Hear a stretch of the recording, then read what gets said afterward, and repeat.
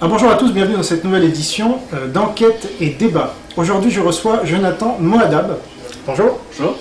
Alors, je vais présenter Jonathan et je lui poserai les questions que je lui ai préparées. Alors, Jonathan, on peut se tutoyer? Bon, alors tu as 24 ans. C'est ça. Et tu es le cofondateur du collectif du Cercle des Volontaires. Très joli nom. Avec Raphaël Berland, qui devait être avec nous aujourd'hui et malheureusement, il est malade. Donc j'espère qu'il regardera cette vidéo sans trop de regrets. Alors première question évidemment, quand et pourquoi avoir créé le Cercle des Volontaires?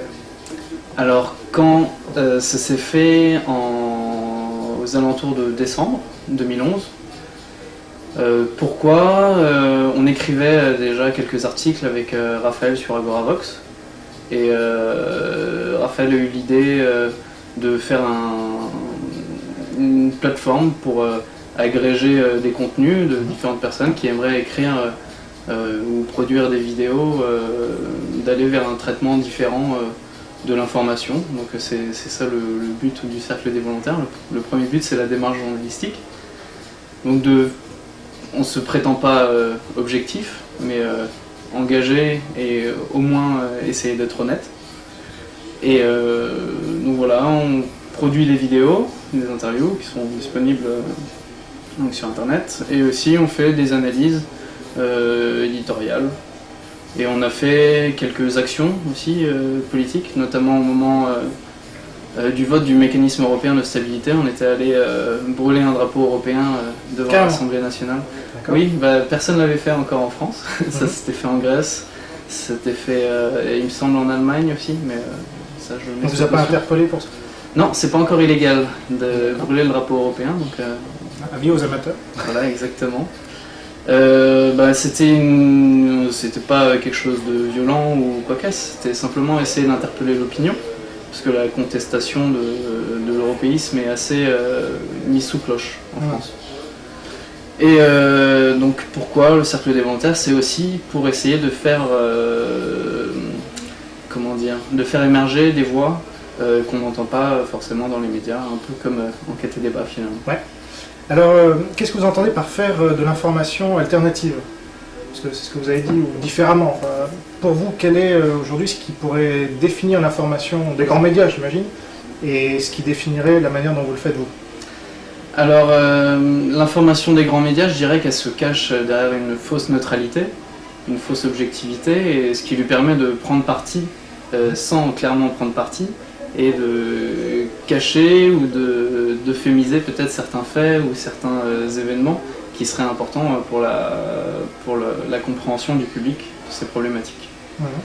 Après, nous, ce qu'on essaye de faire, c'est de mettre en avant les faits ou les éléments qui nous semblent les plus pertinents à la compréhension de ces faits.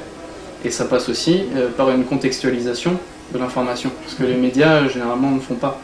Par exemple, on parle de la crise économique aujourd'hui, très bien, on dit ah ça va mal, mais pourquoi ça va mal? Ça ce serait bien de le rappeler quand on parle de la crise économique. Donc nous c'est ce qu'on essaye de faire lorsqu'on traite de sujets.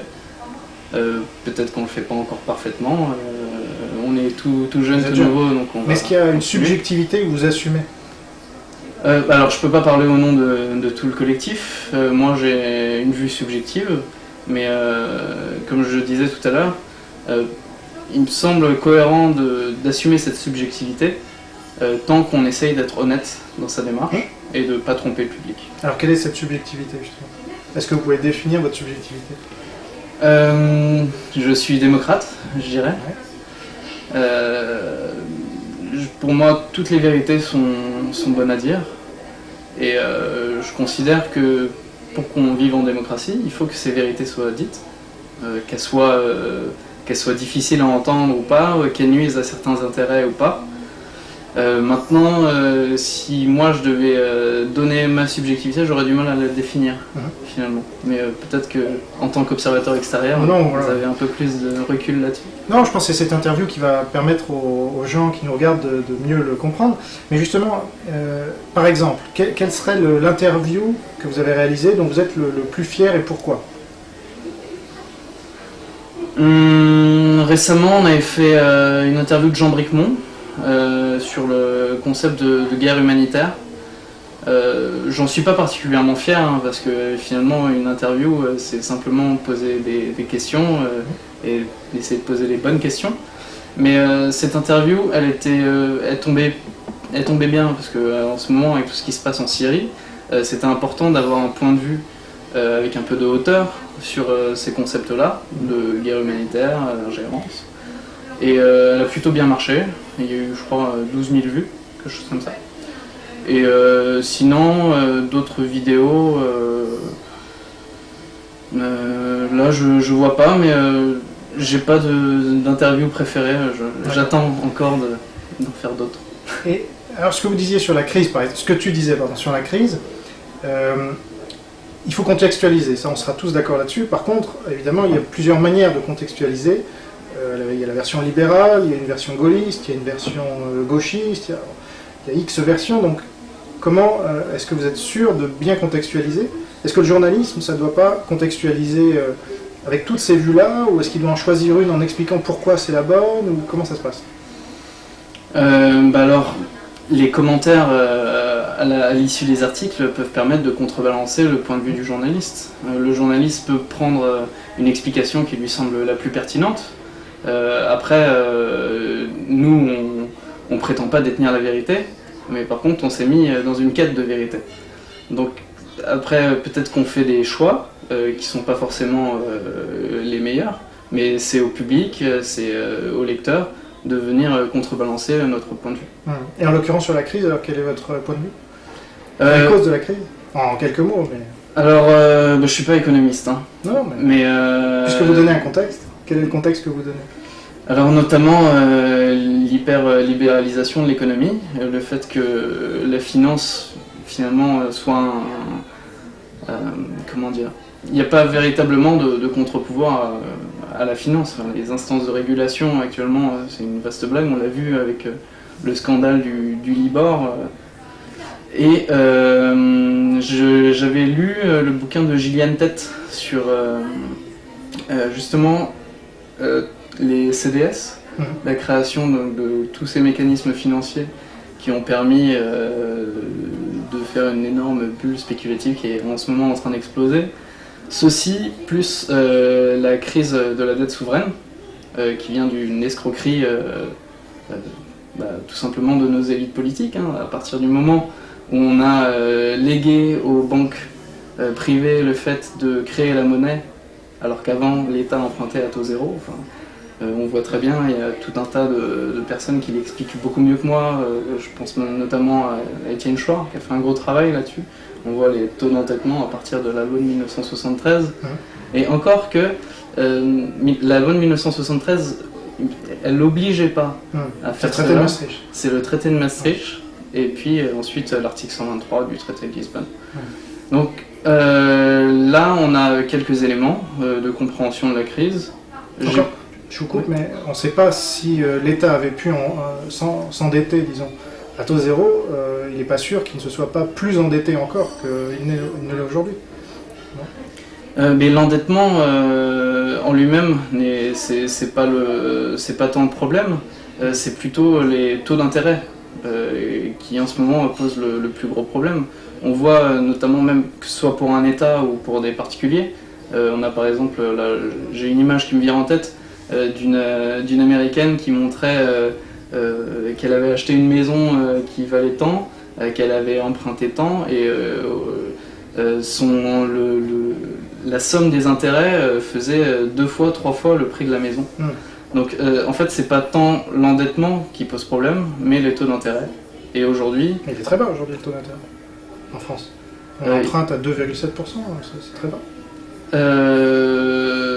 Oui, mais c'est toujours 2,7% de trop, je suis tenté de dire. Mais comme je vous explique, je suis pas économiste, donc peut-être... Vous faites confiance à des gens comme Étienne Chouard ou d'autres qui ont démontré ça? Oui, je dirais. C'est pour comprendre le... Et vous avez écouté ce que disaient les libéraux, par exemple, sur la question, ou pas du tout? On les entend matin, midi et soir à la télé, dans la presse. Et eux, ce qui donnent comme solution, c'est encore plus de libéralisme et plus de fédéralisme, en tout cas pour la France et pour l'Union européenne. Je suis pas sûr que ce soit les solutions les plus adaptées, en tout cas pas les solutions les plus démocratiques. Parce que pour bien comprendre, donc, est-ce que pour vous, un keynésien est un libéral? Un économiste keynésien, est-ce que c'est un libéral? Rappelez-moi exactement la définition de keynésien. Keynésien, c'est celui qui veut redistribuer, qui veut déjà relancer la machine économique par la consommation. Donc l'État va s'endetter pour payer des plus hauts salaires, pour augmenter le SMIC, redistribuer, etc. D'accord, c'était pour être sûr d'avoir bien saisi la question. Est-ce que c'est un libéral? Je pense que si c'est fait de façon modérée, non, il me semble pas que ce soit libéral. Parce que pour moi, un libéral, c'est plutôt l'école Friedman, autrichienne, qui est pour que la taille de l'État diminue beaucoup, et que donc l'État n'est pas à emprunter sur les marchés. Or, l'État n'a fait qu'emprunter sur les marchés pour financer les fonctionnaires qui coûtent le plus cher aujourd'hui. Donc, et puis, il y a Hollande aussi. Quand il dit qu'il faut combattre la finance, est-ce qu'il est libéral? Mais c'est un discours de façade. Il dit la finance est un ennemi sans visage. C'est pas vrai, c'est pas un ennemi sans visage. Il y a Goldman Sachs, il y a JP Morgan, il y a tous les lobbyistes qui sont dans les couloirs du Parlement européen. C'est ça la finance aussi. Donc, après, que Hollande dise on va combattre la finance, c'est très bien, mais si c'est pas suivi des faits. Très bien, alors on va sortir un peu de la finance. Vous avez réussi à interviewer des gens importants, bien que votre média soit assez jeune, comme on citera Manuel Valls notamment. Manuel Valls, c'est pas nous, c'est des We Are Change. Pardon, ah oui, vous n'avez rien à voir avec eux. Ce sont deux groupes bien différents. Non, on a fait quelques collaborations avec eux, mais pas sur Manuel Valls. Alors, autant pour moi, donc Hervé de Carmois, ça c'était vous, donc membre de la trilatérale. Jean-Luc Mélenchon, c'est vous? Non plus, décidément. Bon, alors, vous avez quand même... Qui sont les plus connus que vous avez interviewés? Qu'est-ce qu'on a interviewé? Alors, en vitesse, comme ça, il y avait... de connus sur internet, il y a Asselineau, il y avait Dupont-Aignan, une petite interview de 2 minutes, il y a De Plenel que j'avais réussi à coincer. Qui d'autre là, dernièrement, Dieudonné. Une journaliste du Monde diplomatique, Anne-Cécile Robert, Jean Bricmont. D'accord. Donc en fait, vous cherchez pas forcément les plus connus, si? On aimerait bien que certaines personnes répondent à nos interviews. D'ailleurs, si Jacques Attali regarde cette vidéo, s'il pouvait répondre à mon email et mon invitation d'interview, ce serait super. Alors ça tombe bien parce que Jacques Attali ne rate pas une seule de nos vidéos. Donc là, l'appel est lancé maintenant, Jacques. Enfin, vous avez son mail, j'imagine, et voilà. Il m'avait dit qu'il me redirigerait vers sa secrétaire, et je pense qu'ils ont tout simplement googlé mon nom, et il s'est dit que peut-être ça valait pas le coup d'avoir une interview. Je comptais lui tirer les verres du nez parce qu'il a tendance à dire qu'on vit en démocratie, et donc c'est à cause de ça que les gens doivent subir les mesures d'austérité. Parce qu'ils auraient porté au pouvoir des gens qui ont mis en place cette situation, donc les gens devraient assumer. Et puis après, il y a toutes ces histoires loufoques de gouvernement mondial avec lesquelles je suis. Alors ça, c'est intéressant, parce que pour y revenir 2 secondes, pour vous, Jacques Attali est libéral. Voilà. Alors que le gouvernement mondial ou pas, c'est pas le marché, c'est le contraire du marché, c'est un gouvernement. Et puis par ailleurs, il a fait une déclaration où il disait que si on commence à réduire le nombre de fonctionnaires, si on commence à réduire le poids de l'État, l'investissement dans différents travaux publics, etc., ça allait contre l'intérêt général. Donc ça, un libéral est complètement opposé à ça, à cette vision-là. Lui, il est pour le libéral est pour la réduction de la taille et du poids de l'État. Donc de ce point de vue-là, Attali n'est pas du tout libéral, il est anti-libéral. Alors peut-être que je suis dans une confusion au niveau des mots. En tout cas, il favorise clairement les intérêts de la finance. Notamment dans son bouquin là, Demain qui gouvernera le monde, il parle de l'Union européenne comme le laboratoire du gouvernement mondial. L'Union européenne actuellement, qu'est-ce que c'est si ce n'est un outil qui vise à favoriser les intérêts financiers? Tout à fait. Donc on peut aussi imaginer que ce gouvernement mondial sera un outil visant à favoriser les outils financiers. Oui, mais pour vous, il n'y a pas de collusion entre la finance et l'État, ou les États, ou la Commission européenne? Si, bien sûr que si. Après, je vais peut-être un peu être grossier dans le descriptif de ce fonctionnement, mais qui finance les campagnes des politiques? Notamment la finance. En France, je ne connais pas le détail, mais en tout cas aux États-Unis c'est public. On sait que les plus grands financiers de la campagne de Barack Obama étaient au titre de Goldman Sachs, de JP Morgan. Donc on peut facilement imaginer que ce genre de processus arrive en France. On avait l'affaire Bettencourt avec Nicolas Sarkozy. Donc Liliane Bettencourt qui donne des millions pour financer la campagne de Nicolas Sarkozy, c'est pas anodin. Il y a par les financements et il y a aussi le soutien par les médias, puisque nombre de médias sont détenus par des intérêts financiers. Là je pense par exemple à Libération qui est détenue par la banque Rothschild. Est-ce que c'est normal qu'un média d'information soit détenu par déjà de une des étrangers et de deux des gens qui n'ont comme envie que de faire du profit? Donc on a vu que Libération a fait campagne pour François Hollande. Les médias en fait en règle générale ont fait campagne pour François Hollande. Ça faisait 1 an qu'on le savait, il a été élu, c'est très bien, ils ont mis leur marionnette en place et maintenant on attend de voir à quelle sauce on va être mangé. Ouais. Oui, sauf que Libération perd énormément d'argent depuis beaucoup de temps, donc... Oui, mais c'est pas un problème de gagner de l'argent ou pas, c'est un outil de diffusion idéologique. C'était Serge Dassault qui disait avant d'acheter le Figaro, il disait j'en ai marre des idées de gauche, moi je veux diffuser des idées saines. Enfin, Serge Dassault, marchand d'armes, on voit très bien le traitement de l'information dans le Figaro. Finalement, c'est même pas une question de rentabilité économique, parce que je pense que effectivement, si Libération, Le Monde, Le Figaro perdent des lecteurs, c'est aussi parce qu'il y a une partie de la population qui se rend compte que tout ça c'est un peu hypocrite. Et donc ils vont peut-être plus se diriger vers Internet ou vers des sources d'informations indépendantes ou aller s'informer à l'étranger. Je vois maintenant, moi je suis branché sur Russian Today, qui me paraît être une des chaînes d'information les plus complètes. C'est là où il y a Julian Assange qui fait des interviews notamment, non? Oui. Moi j'ai vu ça. Ouais. Et donc pour vous, Libération est un média libéral? Et de droite? Non, de gauche, pardon. Alors de gauche, de droite, je sais pas. Je sais pas comment on pourrait le placer au niveau de l'idéologie. Je crois que ils servent ni la gauche, ou alors peut-être la gauche telle qu'on l'appelle aujourd'hui, voilà, le Parti Socialiste, qui n'a finalement de socialiste que le nom. Mais vous travaillez sur la gauche en ce moment. Oui, je travaille sur la gauche et je vois pas dans Libération des éditos ou qui appellent à la baisse de la taille de l'État ou à ce qu'on vire la moitié des fonctionnaires. Je vois pas. Non, mais par contre, Libération, on va rendre acceptables les mesures d'austérité qui seront appliquées par François Hollande.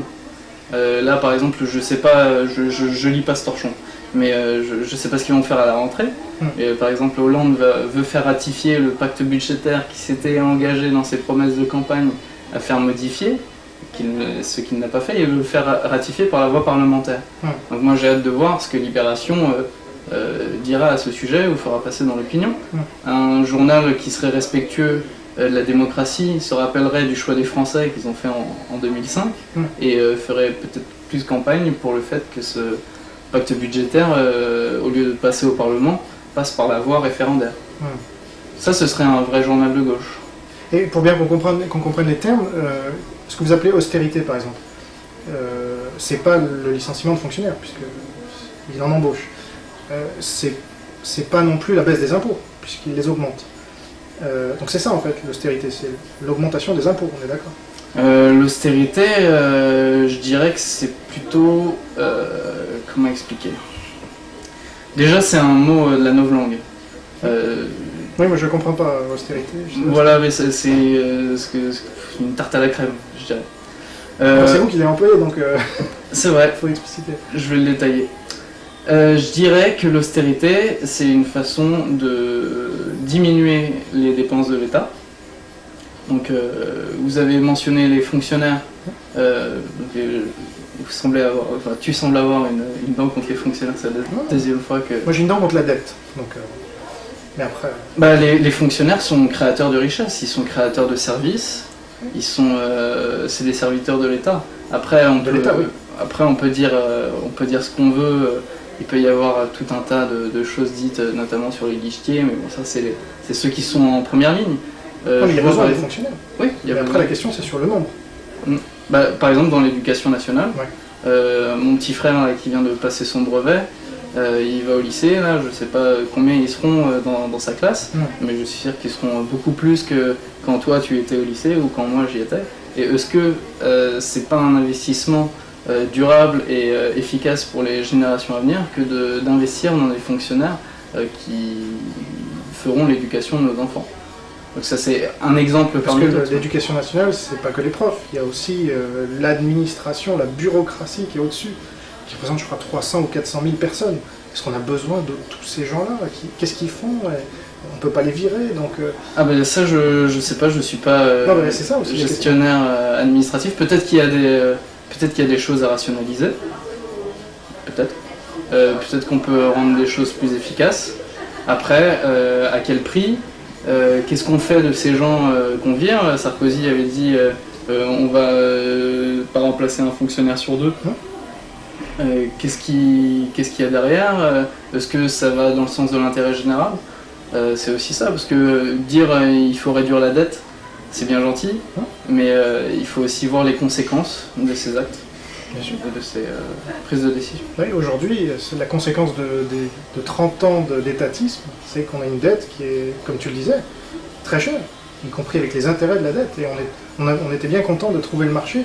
Jospin était bien content de privatiser pour trouver l'argent qu'il avait besoin pour payer les fonctionnaires et leur retraite. Un fonctionnaire, ça coûte très très cher, ça coûte 3,5 millions d'euros sur une vie. Sachant qu'on ne peut pas le virer. Donc, c'est pas et puis on peut embaucher ça. On ne parlera jamais d'austérité quand on embauche un fonctionnaire, mais pour le virer, ce sera beaucoup plus compliqué. Donc, bon, voilà. Mais on a des visions complètement différentes, mais c'est intéressant parce que est-ce que vous considérez-vous de gauche, de droite, d'extrême gauche, d'extrême droite ou autre? Plutôt autre. Ouais. Je dirais autre. Je ne saurais pas me positionner sur l'échiquier politique, parce que les divisions idéologiques... Enfin, je ne sais même pas s'il y a vraiment des divisions idéologiques dans cette société. J'ai plus le sentiment que ça va être des différences de façade. Aujourd'hui, il y a quand même des consensus dans la société. Je pense notamment à l'européisme. Voilà, que ce soit... Donc vous êtes anti-construction européenne, quoi.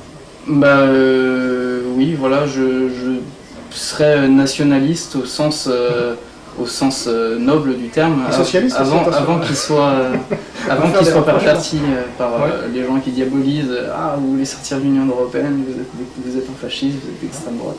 Non, il y a un mot pour ça, c'est ou patriote. Voilà. C'est plus acceptable aujourd'hui, ouais. Enfin bon, c'est la même chose, on est d'accord.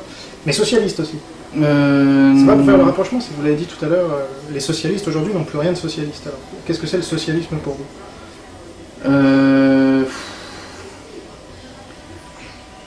Franchement, je ne saurais pas vous répondre. Bon. Est-ce que c'est que les riches donnent un maximum, redistribuent un maximum, jusqu'à 80%, pourquoi pas 100% comme aujourd'hui? Est-ce que c'est ça le socialisme, non? Bah, le socialisme, il me semble que c'est favoriser les classes sociales les plus défavorisées. Et est-ce que le PS fait ça en ce moment? Je suis pas sûr. Il a augmenté le SMIC. De 2%. Oui, mais quand on regarde par rapport à l'inflation, l'augmentation est de quoi? Mais la droite ne l'avait pas augmenté du tout. Depuis 5 ans, je crois. Il l'avait bloqué. Mais bon, ce qu'ils appelaient le coup de pouce. Oui, bah, si vous voulez, si vous regardez ce que les travailleurs ont vraiment pensé de cette augmentation du SMIC, les chômeurs, ils ont rigolé. Les chômeurs. Bah, qu'est-ce qu'ils en ont pensé? Je sais pas. Bah, moi je vais vous le dire, c'est que maintenant c'est plus dur pour eux, encore plus dur de rentrer sur le marché du travail, parce que pour embaucher maintenant il faut les payer encore plus cher qu'avant. Et comme c'est les patrons qui doivent embaucher, ils embauchent que si déjà ils sont sûrs de pouvoir licencier derrière, ce qui aujourd'hui que le code du travail est très compliqué, sans être attaqué au prud'homme et compagnie, et surtout qu'ils soient rentables. Parce que contrairement à l'État, une entreprise ne peut pas s'endetter ad vitam aeternam. Et donc elle fait faillite au bout d'un moment. Et donc l'entrepreneur ou le patron, il doit prendre ses responsabilités. Et plus le SMIC est haut, moins il peut embaucher de personnes à un bas salaire. Après, il faut voir, est-ce que la redistribution des richesses dans les entreprises, actuellement, ne peut pas permettre justement de faire une part qui serait plus grande pour les salaires. Je pense que pour le réseau peut-être de PME, c'est peut-être un peu plus difficile, mais pour des grandes entreprises, il me semble que c'est possible, vu ce qui se donne encore comme dividendes aux actionnaires ou quand on voit les dirigeants d'entreprise partir avec des parachutes dorés. Sans les actionnaires, vous n'avez pas d'entreprise, vous êtes au courant de ça quand même? Oui, mais c'est normal qu'ils touchent. Il peut y avoir, là on se renseignait pour créer une SCOP. Ouais. Et au niveau de la rémunération, c'est 30% pour les actionnaires, 30%. C'est beaucoup plus égalitaire. J'ai un doute. Mais dans une SCOP, je me suis renseigné aussi. Ouais. Qui est le patron? Le patron est élu par les salariés. À égalité. Oui. Tous les salariés ont une voix. Donc ça veut dire que c'est la démocratie dans l'entreprise. Ça marche pas. Les scopes fonctionnent très bien. Vous êtes le patron, ils vont vous virer demain. Mais pourquoi? Si on nous a donné un mandat pour effectuer la représentation de l'entreprise et que cette entreprise est gérée de façon cohérente, en accord avec la volonté des salariés. Faites l'expérience et puis on en parlera. Mais en entreprise, si vous prenez tous les risques comme un patron, moi j'ai vendu ma voiture et mon appartement par exemple, donc j'ai pris tous les risques et du jour au lendemain je peux faire faillite, je peux tout perdre, je cotise pourtant aux ACDIC, j'y ai pas droit. Et là il y a demain un gars qui va me dire, parce que je l'ai embauché il y a 6 mois, il va me dire non maintenant c'est moi le patron. On a voté, on est majoritaire, maintenant tu te dégages. Mais si vous êtes fait virer par des salariés, c'est que... C'est que quoi? D'une certaine façon, peut-être qu'ils avaient raison, peut-être que... Donc moi j'ai pris tous les risques, j'ai vendu ma voiture, mon appartement, ils ont pas pris au niveau de la SCOP, les salariés peuvent être actionnaires. Après, rien n'empêche de dissoudre le risque en demandant aux gens avec qui vous allez vous associer de venir dans le capital. Mais après, peut-être qu'on n'est pas là pour débattre de la SCOP, mais simplement... Mais ça en dit long, je trouve, sur ce qu'on pense chacun, de la vision qu'on a de la société. Et c'est bien qu'on puisse en débattre d'ailleurs. Peut-être que c'est l'expérience qui va me changer, mais pour l'instant, il y a des gens j'ai cette vision peut-être un peu idéaliste. Peut-être, mais il y a des gens beaucoup plus âgés que moi, hélas, qui partagent votre vision. Et simplement sur la réduction des salaires, je pensais à la Grèce. Ouais. En ce moment, les salaires ont été baissés de 40%. Est-ce que les embauches ont augmenté? Je suis pas sûr. Donc, est-ce que les embauches sont vraiment une question de salaire? En fait, en Grèce, c'est un peu particulier, c'est que l'État, là aussi, avait surdépensé. Et au bout d'un moment, il y a une correction du marché. C'est comme en 81, quand Mitterrand arrive, il rase gratis. Et puis en 83, il dit excusez-nous, on ne peut plus. Et donc il revient à des fondamentaux, il revient sur Terre. Parce qu'au bout d'un moment, est-ce qu'on peut relancer un pays avec ce qui font l'Union Européenne, c'est-à-dire emprunter à des taux faramineux pour la Grèce? Je ne sais pas exactement. Ah non, je suis d'accord avec vous, c'est n'importe quoi. Là, pour l'instant, ils sont parce qu'ils sont sous perfusion. Alors qu'ils n'auraient jamais dû rentrer dans l'euro, ils n'auraient jamais dû rentrer dans l'Union Européenne. Parce qu'ils ont une monnaie beaucoup trop forte et ils ne peuvent plus faire ce qu'ils veulent. Ils ne peuvent plus mener leur politique. Et comme on leur a donné tant et plus d'argent à la Grèce, qu'est-ce qu'ils ont fait? Ils ont embauché des fonctionnaires tant et plus, par démagogie. Parce que ça, c'est le rôle du politique aussi.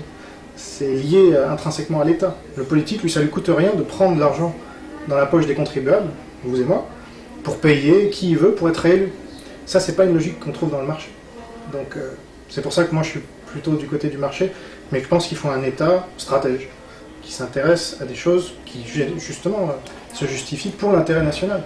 Mais quand le marché sait gérer mieux que l'État certaines choses, pourquoi l'État devrait-il s'en occuper? Sur quelle problématique le marché gérerait mieux les choses que l'État? Je sais pas, aujourd'hui, vous avez... Est-ce qu'un État c'est une entreprise? Est-ce qu'elle doit être rentable? Non, justement. Parce que voilà, c'est aussi des questions.